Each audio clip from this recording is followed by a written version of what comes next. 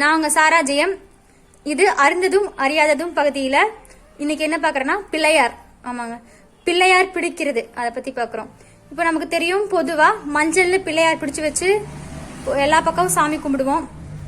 அந்த மாதிரி ஒவ்வொரு பொருள்ல நம்ம பிள்ளையார் பிடிச்சு கும்பிடும் போது என்னென்ன பலன்கள்னு நம்ம தெரிஞ்சுக்கலாம்.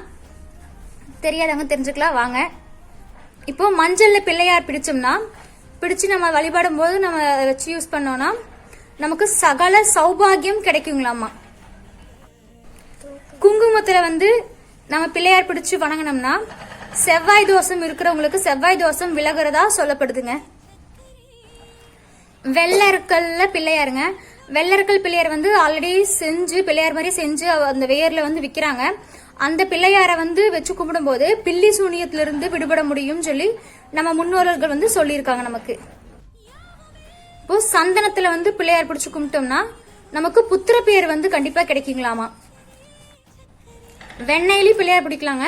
வெண்ணெயில பிள்ளையார் பிடிக்கும் பொழுது நமக்கு நீண்ட நாள் கடன் தொல்லை நீங்கிறதா சொல்லப்படுதுங்க. இந்த தகவல் உங்களுக்கு பயனுள்ளதா இருக்கும்னு நான் நம்புறேன். மறக்காம இந்த சேனல் சப்ஸ்கிரைப் பண்ணிக்கோங்க, கமெண்ட் பண்ணுங்க, லைக் பண்ணுங்க, ஷேர் பண்ணுங்க, என்னை சப்போர்ட் பண்ணுங்க. நன்றி.